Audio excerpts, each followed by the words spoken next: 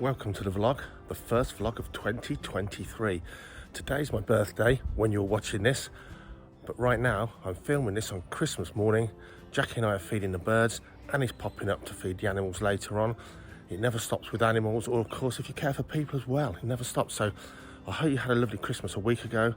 Here we are, New Year's Day, kicking off 2023.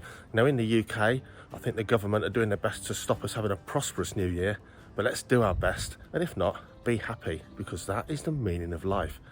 Enjoy the vlog.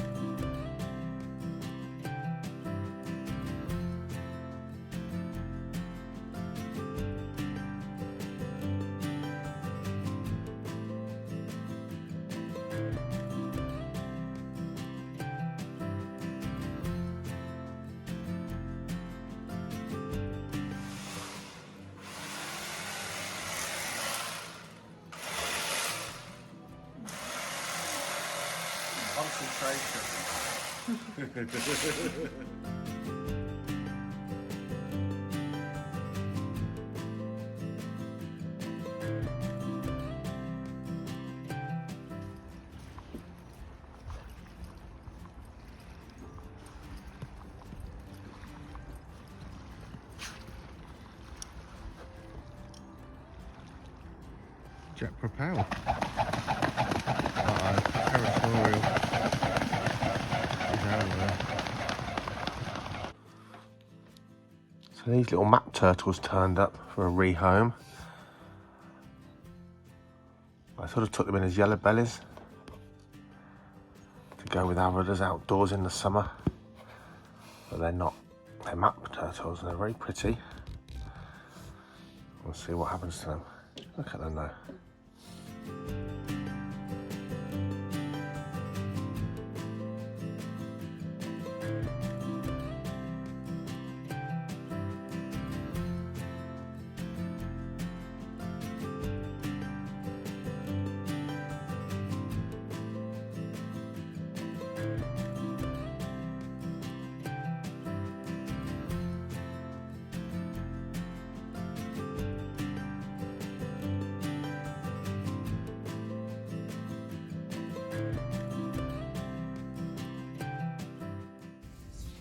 What's this? Yeah, I never can give it to you. Happy Christmas! Happy Christmas! Oh, what?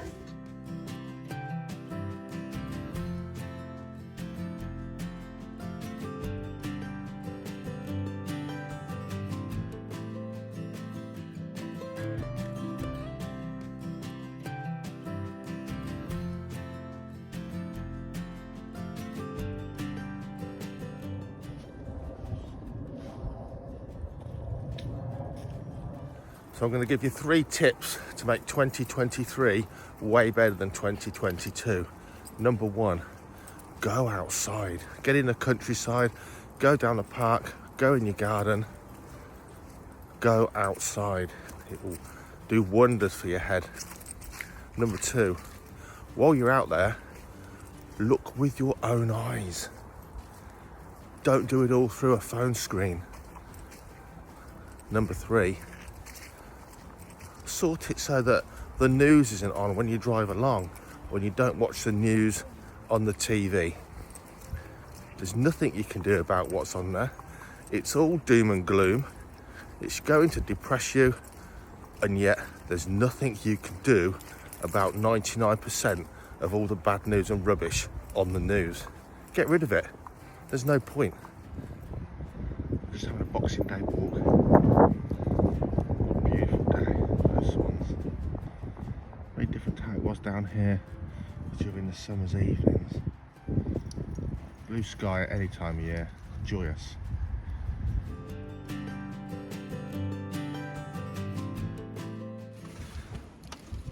So he's back in his box. Luckily, not too far to walk, but you can tell it's even making a rough, tough eagle wince, because he's walked back most of the way on the 5th with his foot cut up, lifted up. Bless him. He's been hand-fed some food pretty much stemmed the bleeding now, and he's going to spend a couple of days now boxed.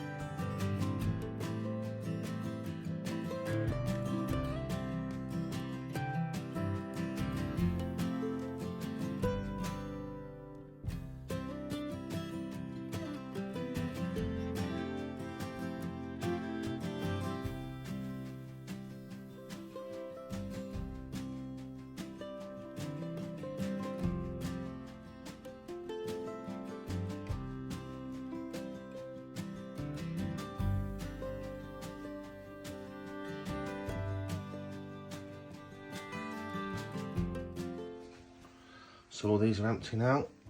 18 of this year's hatchlings all went off to reptile wholesalers yesterday. So these will need cleaning out and disinfecting and storing, ready for next season.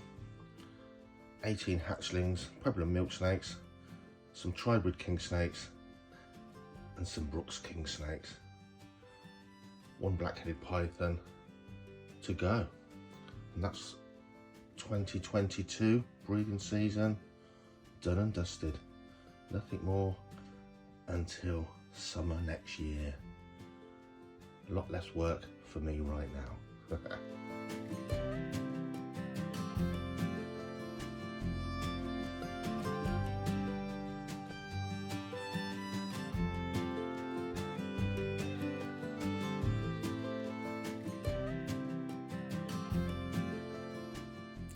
For this week's YouTube recommendation, check out A Shot of Wildlife.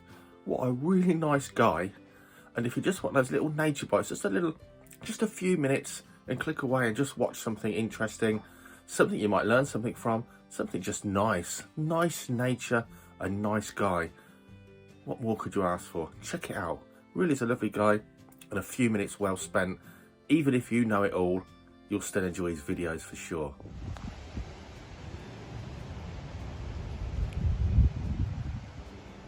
So today's job, these little guys, the Aplamado falcons, they're pretty much the last birds that are kept tethered here at the Falconry Centre, and we're going to now finally, and it was going to be yesterday but it poured rain all day, we're going to start turning their mews area here, strip all that out, and we're going to turn this into individual free lofts or aviaries. Where are we? One each of those, and leaving us a small mews area on the end here for maybe retraining other birds like the peregrine that will need to be tethered briefly. But pretty much then, nearly everything here at the Falconry Centre is going to be free lofted, kept in aviaries if you will, rather than kept tethered. So they've waited a long time, they're both on their rest, good time to sort them out. So Tommy's giving me a hand today, Kyle's at work again, we're going to crack on. It would have been fine. How much further, where do I need to put one to be about there? No, that one's fine, it's next, this is on for second pattern now. Okay, it's coming along.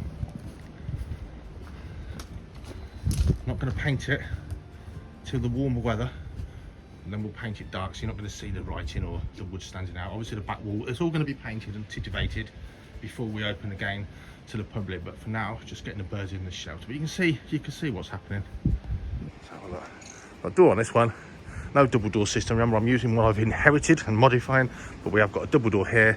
The male's in there, he's an imprint. It doesn't matter if he did fly away, he's not going to go anywhere.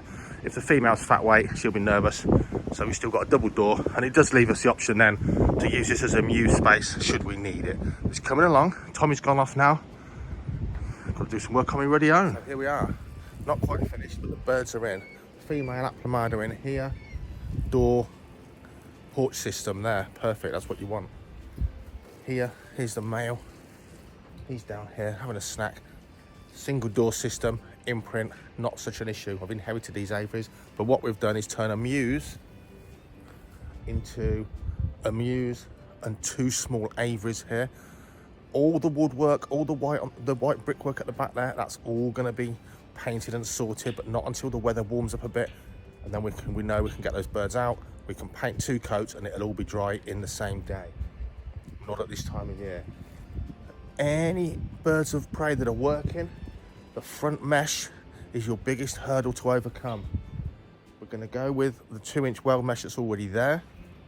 These birds are at fat weight now. They're going to chill out. They're not going to be bothered about flying to any falconers. Probably be perfectly fine. The thing we'll have to find out is how will they respond once we start flying these birds. I don't particularly want to put a fine layer of zoo mesh underneath like we have for the smaller kestrels. That's there really to stop them squeezing out the holes. The outflows should be fine. But mitigating the birds landing on the wire mesh and all their feathers wearing on the wire mesh is the biggest problem with free lofting birds of prey. The way to get around that is a window ledge and a barred window system. But when we're open to the public perception, tethering, free lofting bars, it's a running nightmare because you have to educate every single person sometimes, which gets just wear a bit thin at times. Mesh, once it's all painted out in there, looks better. Once you put black paint on the mesh, masonry paint, roll that onto your mesh, the mesh disappears and you can see through rather than the silver reflecting like net curtains. So we'll see what happens and we'll modify to suit. And that's how it's been getting all of the birds here free lofted. Have a think, set it at what you think's best, keep modifying until the bird is in perfect feather and is totally relaxed in its aviary. Can take a while for some, others perfect. Enjoy the rest.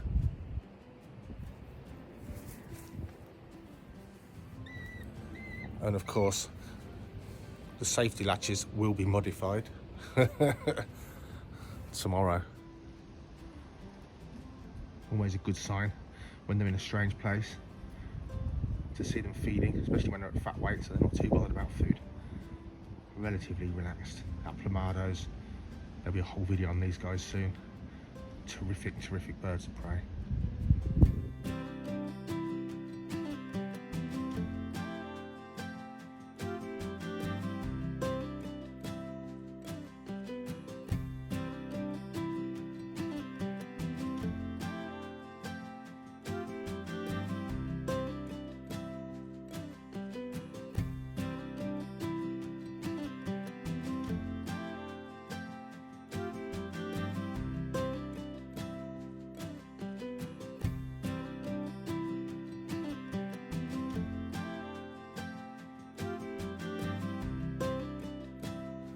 So it's crazy to think it's actually 2 days before New Year's Day.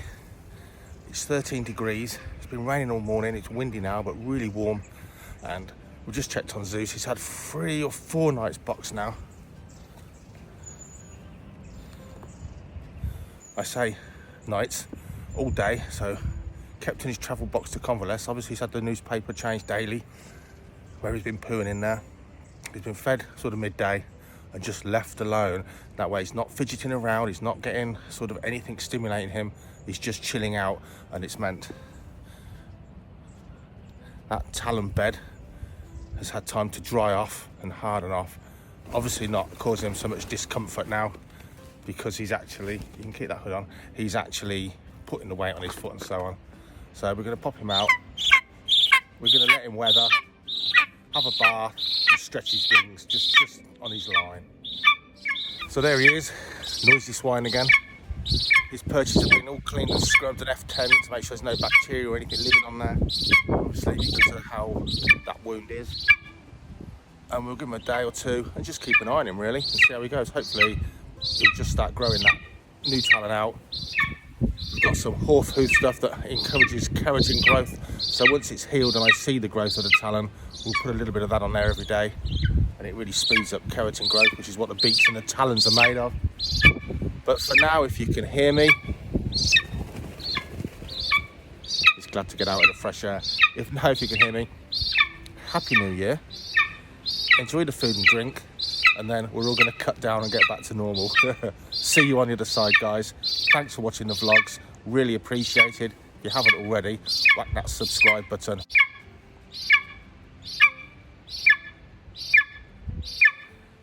He's handsome, isn't he?